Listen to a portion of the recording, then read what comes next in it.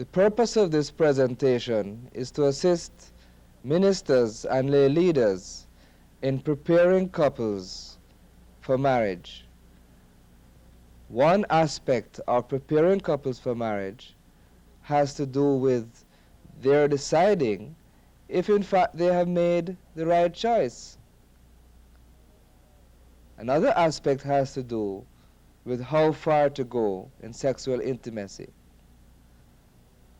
Thus, the theme of this presentation is preparing for marriage, making a choice, and limiting sexual behavior. When we think about what we will be discussing today, we need to recognize that even though a couple may come for premarital counseling, believing that they are right for each other, that in fact they may not be right for each other. We cannot take it for granted that they are right for each other, though they may feel so. So it is part of our job in premarital counseling to help them to examine whether or not they have in fact made the right choice.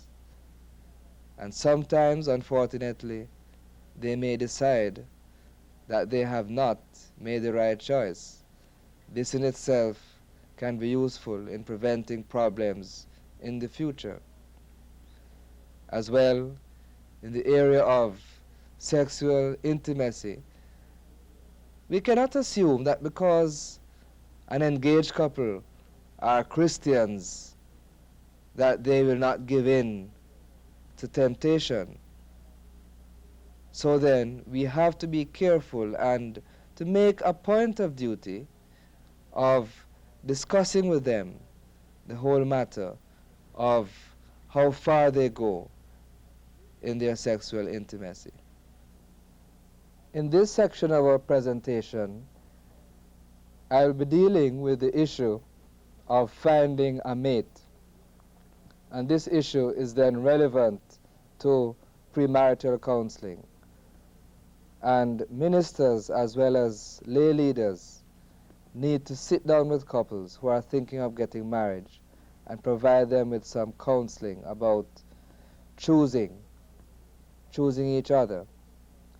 The choice could be an appropriate one or it could be an inappropriate one, and you will have to help them to decide this.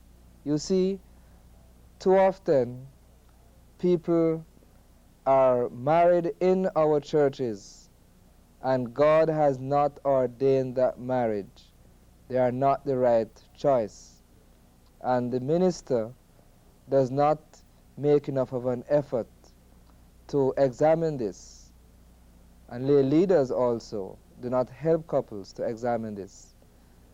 I will try then to help you to learn about different issues that you need to present to couples who are preparing to get married, to help them decide whether or not they are in fact right for each other. Now we will deal with the first graphic, which speaks about the issue of social pressure. And here we see that there are two important aspects: the need for the young person to have had several relationships. I'm not saying that this must always happen, but sometimes it can be a useful thing so that one can get to know different people. But some people might have found the person that God has for them as their first girlfriend or boyfriend. But I'm saying sometimes it can be useful to allow people to have several relationships rather than trying to force them to get married to one person from the start. And the other point about social pressure is the fact that we have to allow young people to make their own choices. We will now have a role play dealing with these issues. Mr. Jones, Mr. Robinson, welcome. It's nice to meet both of you. And I gather from both of you that you would like to get married. Yes. And you have come to make arrangements for the wedding. That's right. Now, it is my custom as a minister, and other ministers of us too, it is our custom to help the couple look at certain aspects of this whole matter of marriage. Marriage is a permanent thing. It's for life. This is how God has ordained it. Though of course we know that people get divorced, but I'm sure you wouldn't want to get divorced, would you? We wouldn't, would we? No, no. So you need to be sure, first of all, you need to be sure that in fact both of you are really matched for each other, both in terms of your personalities and the way you think and the way you live, and also in terms of the choice, how you went about making your choice, and also in the area of certain issues that you need to clarify before you think about getting married. So I would like to be comfortable in my mind if I were to get both of you married, you know, in a wedding ceremony, and I think you would like to be comfortable in knowing that this is the best thing for both of you. Because I wouldn't like in a few years' time for you to come back to me and say, well, Minister, we want to get divorced. So let's talk about this whole question of how you both came to make the choice of wanting to get married to each other. Well, we don't live far from each other, and basically we grew up together. We live in the same neighborhood, and our parents are good friends. And I guess we found that there is the mutual attraction that just sort of blossomed into love. And so I guess we have those things going for us. Our parents, on one hand, wanting us to get married, and you see, I'm the oldest daughter, and they're just kind of anxious that I tie the knot, and so I guess we figured, well, why not? So your parents have been anxious for you to tie the knot. Pretty much so, because you know, they feel that it's about time that I settle down and have a family, and you know, so they could have little grandchildren running around. And See, so I feel it's time for you to settle down and have a family, being the oldest girl. Now, what about your friends? that's even another thing, because most of my friends are married or they're engaged, and it's always the thing, what you waiting for? Why don't you go and get married? And so I guess it's coming from all angles, you know. Friends, it's the thing to do, but more than that, I think we love each other. I see. That's right. All right, you feel you love each other, but I also hear you say that you have felt some pressure to get married.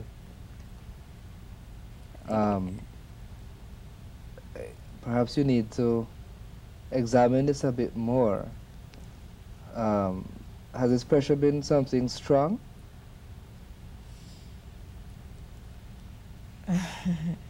That's a toughie. Well, yes, I guess it's been. Well, we talked about it a couple of times, and it seems like everybody seemed to be agreeing that we made a good choice. And we just thought maybe that's the way it should be. But let's deal with the matter of choice then, as you raise that issue. How did you come to choose each other? Probably you want to speak about that, Ms. Jones. Well, my parents feel like it's a really good match, you know. He's very ambitious and a successful businessman. All the things a mother or parents want. all the things a woman should want. Hmm. And you feel a great sense of loyalty to your parents. Oh, yes. Hmm. Hmm. Well, you know, it seems to me that you need to really think about this whole thing again. I hear you say that you love each other. You know, sometimes love can be, you know, what we call infatuation. And sometimes what we think is love can be influenced by other factors. And sometimes we are, in a sense, pushed into love by pressures from friends and parents and other people. So probably you need to think about it a little more, and we can talk some more about it. Okay?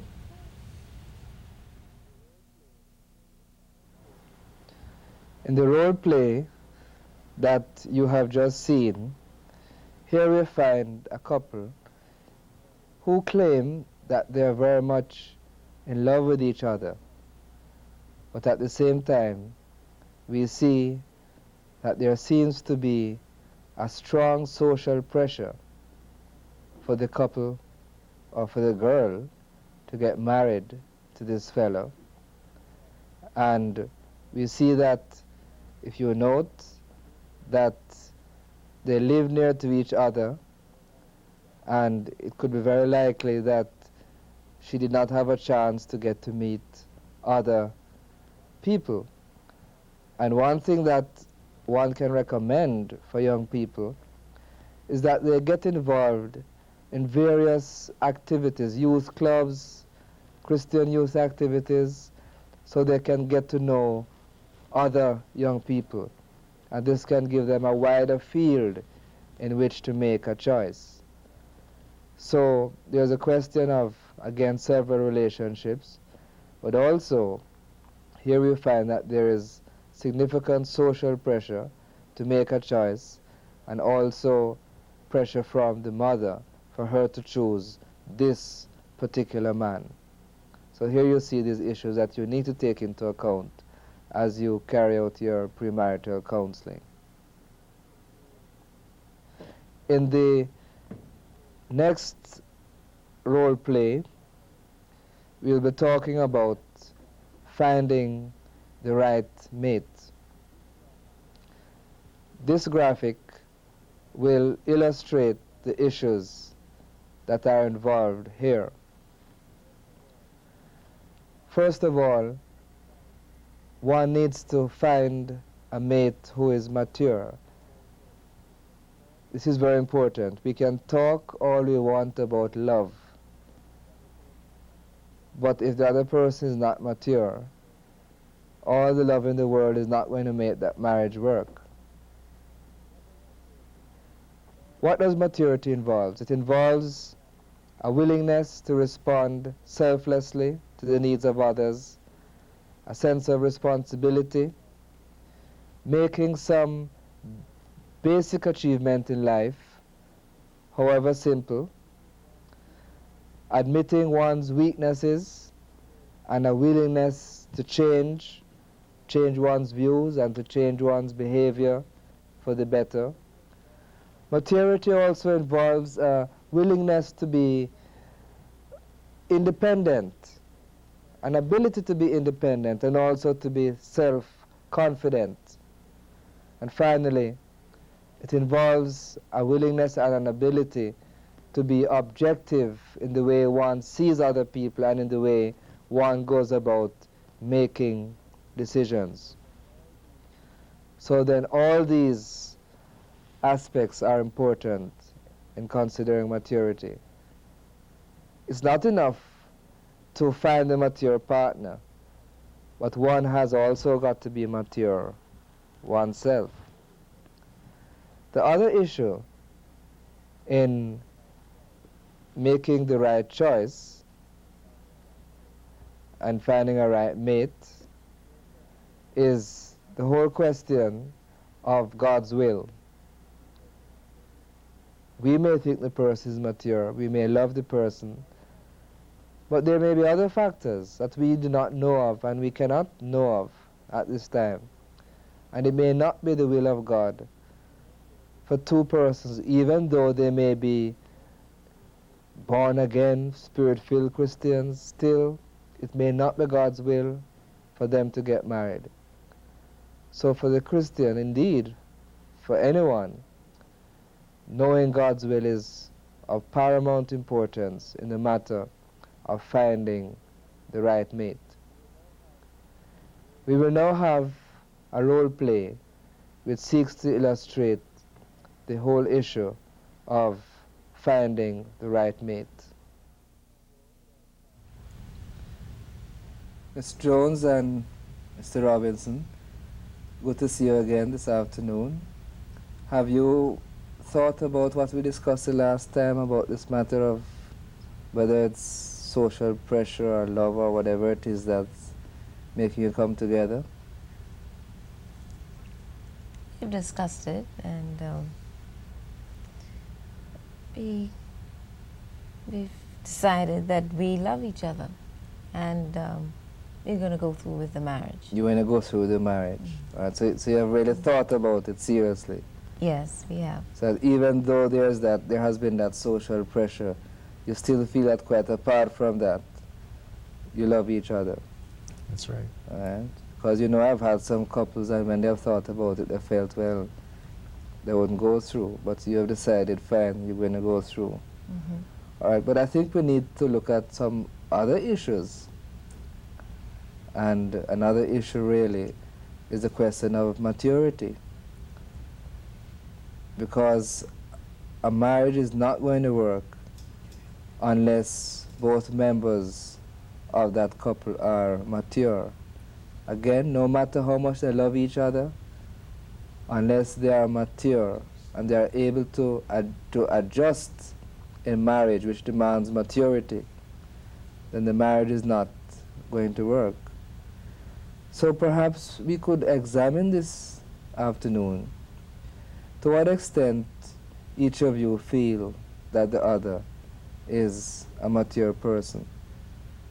This, I think, you know, perhaps may affect your decision as to whether you're going to go through with this wedding at this particular time. So let's look at some as, well, let me ask you, when I use the word maturity, is it clear in your mind what I'm talking about?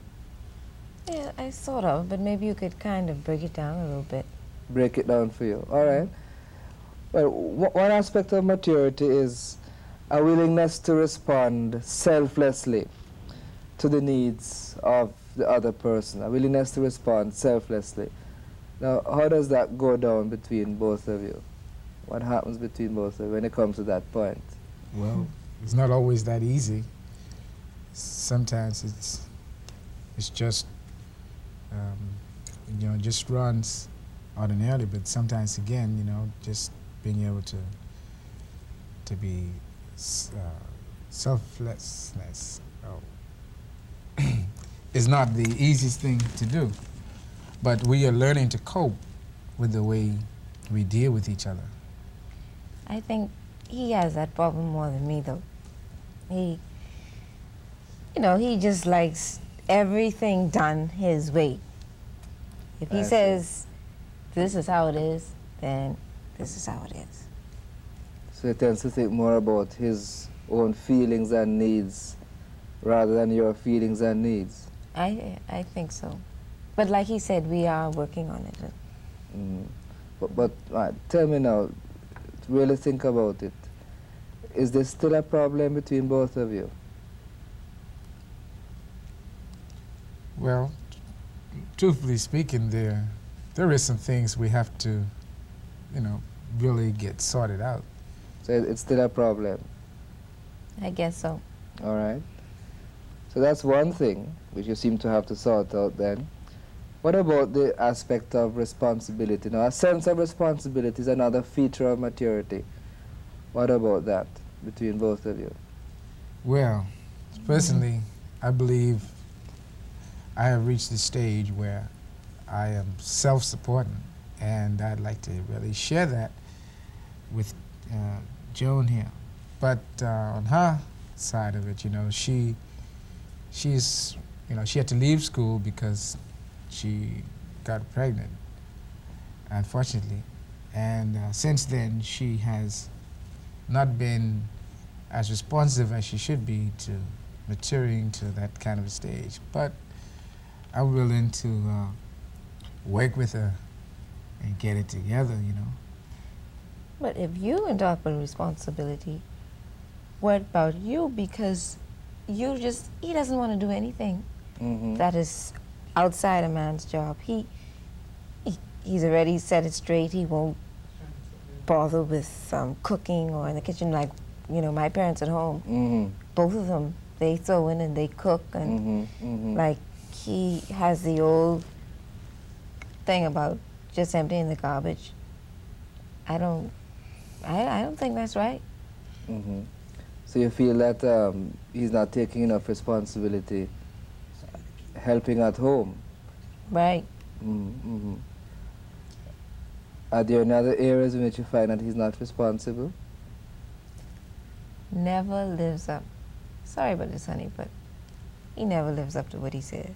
You know, he would promise to do one thing and, you know, but he never does. I can't really depend on him. And so you feel you can't depend on him. Well, and you are saying that she hasn't really made much of an effort to get her act together since dropping out of school when she became pregnant. That's right. You're still living at home. Well, not working. But I have to take care of the child. I don't know what he wants All from right. me. All right. Well, we can look at that some more. But what you're saying is that you feel that he's basically not a responsible person. No, he isn't. That's something to think about, you know. All right. That's something to think about. But another aspect of maturity is that a mature person has made some achievements, even however basic, but some achievement in life. You know, and marriage involves being able to do things in the house and to put things together in the family life and looking after various responsibilities. And, you know, one has to have the ability to achieve, even in a small way. And we have to look at what achievements either of you have made so far. What about that? Well, first of all, in connection with what you just talked about, I mean, if I'm doing okay out there with the financial side of it, I mean, she should really be able to handle the house side of it. When we put those two together, we should really get a completeness. And I think that, you know, I haven't had the opportunity to go out there, or I haven't found a job because I've been really busy taking care of the home and all of that. But in some small way, I feel that I have achieved because, you know, I try and read and be up on things. And like he says, he's out there working and I'm there taking care of the home. Well, we're not too sure in the sense that fine, you have the child, you're looking after the child, you're in the home, but we're not too sure how you will do in a job situation out there in the world, and we haven't seen how you have performed in school as you have had to drop out of school. You know, I'm not saying that you are not capable of achieving, but one has to wonder whether or not you, I don't know how you feel about that, but perhaps you may need to think whether or not you would like to see how she can really make it in the world before you know. I better speak generally, you know, that perhaps one needs to have an idea of how one's partner is making it in the world, just to be on the safe side. But I don't want to comment too much more on that aspect, but that might be something that you need to think about. Another aspect is the whole question of admitting one's weaknesses and being willing to change one's negative points. How about that with both of you? You go first. Yeah, well, I mean, I mean, I know I've got some weaknesses, and sometimes you don't always agree, you know. Or see, the support I need for my weaknesses, I guess, is not what I really expect. Not sometimes I don't even want some support, but because sometimes you fall to weaknesses, and I guess I get kind of selfish sometimes in my thoughts about my weaknesses. But And you are admitting your weaknesses now, but does she admit hers? that's a good question. I think we need to talk a little more about that as far as her weaknesses is concerned, because she seemed to think that she is pretty strong, you know. Well, I am. He feels that I don't really admit to when I am wrong, and well, I guess I am a little strong-headed, you know. A little difficult. He finds it really difficult. Difficult because you tend to be defensive and not to admit to some of the weaknesses that you have. Mm-hmm. All right. Now this whole question about maturity again involves self-confidence.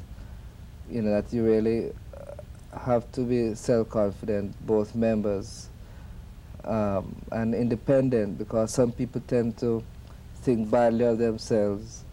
They feel that they have to lean on somebody else all the time. Sometimes this is why people get married, because they don't feel confident in themselves and they feel like they have to get somebody who they can look up to and lean on. And that in itself can cause problems.